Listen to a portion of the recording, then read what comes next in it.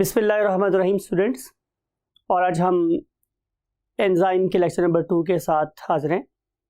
और आज जिस टॉपिक पे हमने डिस्कशन करनी है वो है मैकेनिज्म ऑफ एंजाइम एक्शन।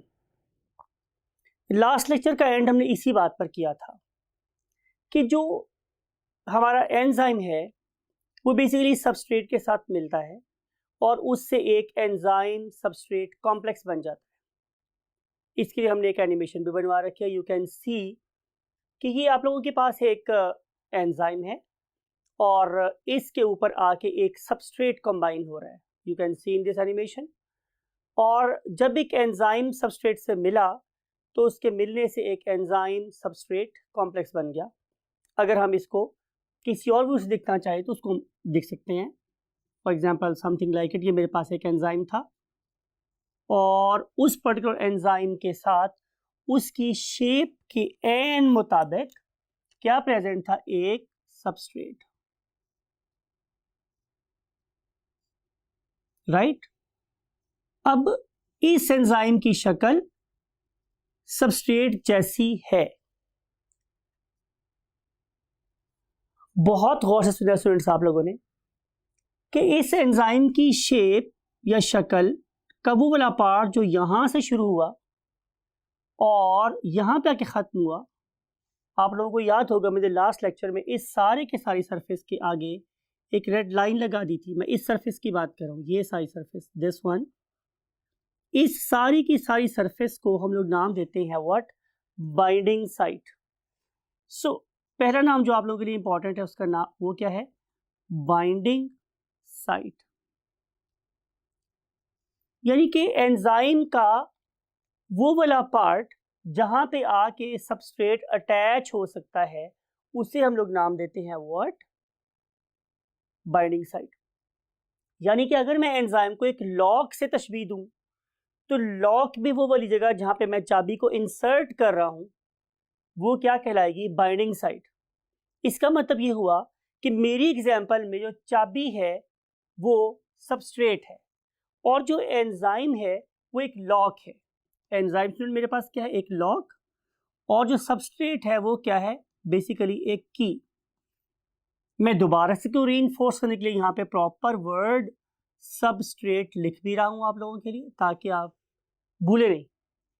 अब जब ये वाली की इस लॉक में जाके इंसर्ट होगी तो जो कॉम्प्लेक्स बनेगा उसका नाम है एंजाइम सबस्ट्रेट कॉम्प्लेक्स। और इसको हम लोग यूं शो कर सकते कि it was basically the enzyme, it was basically an enzyme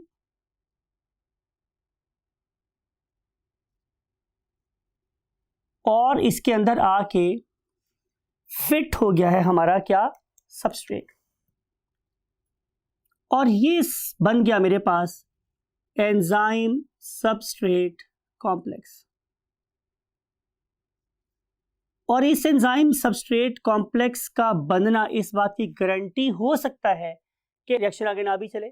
मिसाल के तौर पे ये बिल्कुल पॉसिबल है कि मैंने एक की लॉक के अंदर इंसर्ट की तो लॉक अनलॉक ही नहीं हुआ, राइट। इसका मतलब है कि लॉक के बाइंडिंग साइट उस की का स्ट्रक्चर जैसे थे लेकिन जो उसके अंदर दंदाने थे हमारी की के ऊपर बने हुए वो बिल्कुल लॉक के लीवर्स जैसे नहीं थे, लिहाजा वो अनलॉक नहीं हुआ। इसका मतलब ये होगा कि बाइंडिंग साइट के अलावा भी एक चीज और इंपॉर्टेंट है और उस बड़ी ही इंपॉर्टेंट चीज को हम नाम बोलते हैं व्हाट, कैटालिटिक साइट। यानी कि अगर मैं आप लोगों के सामने एक चाबी को ड्रॉ करूं स्टूडेंट तो आपको नजर आएगा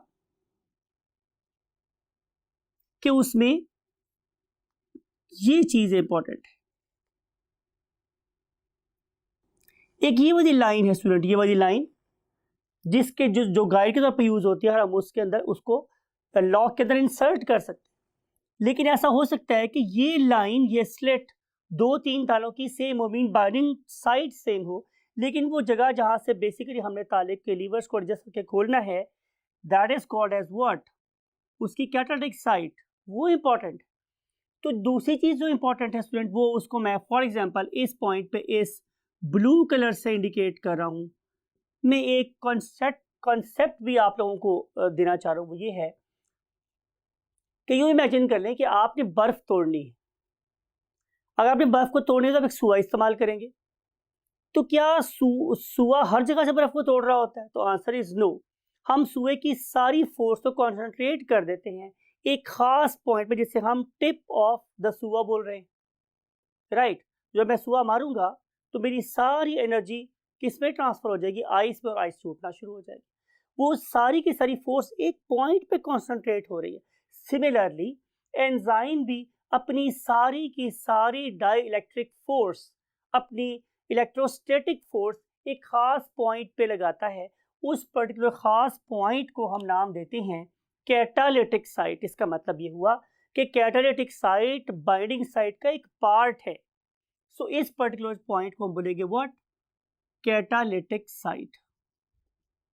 अब इस कैटालिटिक साइट की मदद से ये वाला सबस्ट्रेट प्रोडक्ट्स में कन्वर्ट हो जाएगा। यानी कि ये मेरे पास एक बर्फ का बड़ा ब्लॉक था जो अब दो छोटे ब्लॉक्स में कन्वर्ट हो गया।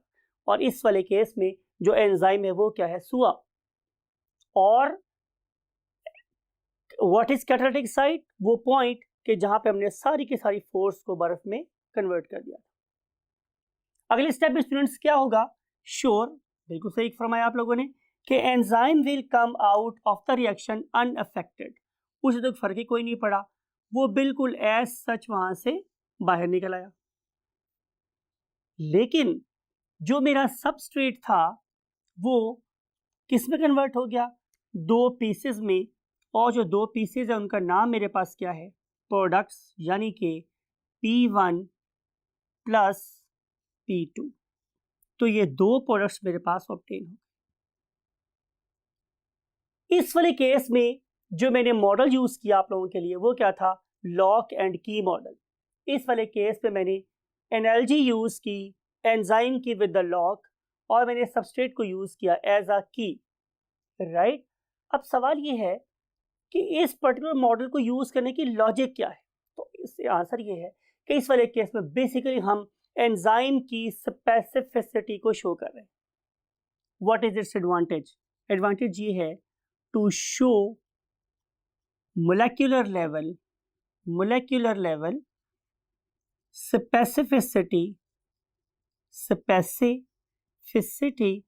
of an enzyme। हम लोग ये वाला मॉडल यूज करते हैं। ये डिपिक्ट कर रहा है, ये बता रहा है, ये मुझे इन्फॉर्म कर रहा है कि बेसिकली एंजाइम एक रिजिड स्ट्रक्चर है। Enzyme is a rigid structure जो अपनी शेप को कभी भी चेंज नहीं करता। यानी कि अगर आप लोगों के पास एक मॉलिक्यूल है ग्लूकोज 6-फॉस्फेट, और इसी के एक सिस्टर मॉलिक्यूल है उसका नाम है फ्रुक्टोज 6-फॉस्फेट। अब दोनों ही आप लोग पढ़ के आए हैं कि दोनों ही हेक्सोजेस हैं, लेकिन जो एंजाइम इसके साथ बाइंड कर रहा है वो इसको कैटलाइज नहीं कर सकता, और जो इसको कैटलाइज करता है वो इसको कैटलाइज नहीं कर सकता। तो इसलिए यहाँ पे हम लोगों ने इस मॉडल को यूज किया है to explain what the very rigid structure of what? Enzyme. इसको डिस्क्राइब किया था एमएल फिशर ने 1890 के अंदर। तो जरा गौर से सोचें कि क्या आपके स्टमक में फिश को डाइजेस्ट करने के लिए, मटन को डाइजेस्ट करने के लिए, बीफ को डाइजेस्ट करने के लिए, एग की प्रोटीन को डाइजेस्ट करने के लिए, या दालों की प्रोटीन्स को डाइजेस्ट करने के लिए डिफरेंट एंजाइम है? तो आंसर इज नो, ऐसा नहीं। चाहे आप लोग दालों से प्रोटीन लें, अंडों से प्रोटीन लें, फिश से, मटन से, कैमल से, कोई भी सोर्स हो प्रोटीन का आप लोगों के पास, लेकिन इन तमाम की तमाम प्रोटीन को डाइजेस्ट करने के लिए आप लोगों के पास सिर्फ एक ही एंजाइम है, और उसका नाम क्या है स्टूडेंट्स? Yes, pepsin. तो इसका मतलब ये हुआ कि ये बात बिल्कुल ठीक नहीं है कि एंजाइम रिजिड स्ट्रक्चर है। इस चीज को हमने मॉडिफाई किया एक नेक्स्ट कॉन्सेप्ट के साथ, और उस कॉन्सेप्ट का नाम हमारे पास क्या था? Induced fit model. Induced fit model of enzyme action और इस पर्टिकुलर मॉडल को प्रपोज किसने किया था स्टूडेंट्स? इसको प्रपोज किया था कॉशलैंड ने। किस ईयर में? इन 1959। He was of the view, उसका ख्याल ये था स्टूडेंट्स कि जब कभी भी कोई एक सबस्ट्रेट एंजाइम के पास आता है, मेरे अल्फाज को गौर से सुने, कि जब भी कोई सबस्ट्रेट एंजाइम के पास आता है तो एंजाइम उस सबस्ट्रेट की शक्ल देख के अपनी शक्ल को मॉडिफाई कर लेता है। मिसाल के तौर पे कोई अच्छा सा बंदा आप लोगों के पास आए तो आपके चेहरे पे मुस्कान आ जाती है। So same is the case here कि जो एंजाइम है ये अपनी शक्ल को मॉडिफाई करते रहते हैं और करने की सलाहियत रखते हैं depending upon the nature of substrate. उनके देखे से जो आ जाती है मुंह पे रौनक, लोग कहते हैं कि बीमार का हाल अच्छा है। Right students? तो ये इसलिए हम आपको क्या बोलेंगे कि whenever a substrate approaches an enzyme, तो enzyme can modify its shape. Enzymes can modify its और देयर शेप्स। और इसकी जो बेस्ट एग्जांपल है वो ये है कि all sorts of proteins can be digested in the stomach। लेकिन आप गौर करें कि अभी भी एंजाइम वही है, प्रोटीन को प्रोटीन वाले एंजाइम ने डाइजेस्ट किया है। तो इस लिहाज से all sorts of protein can be digested in the stomach by the same enzymes, by the same enzyme।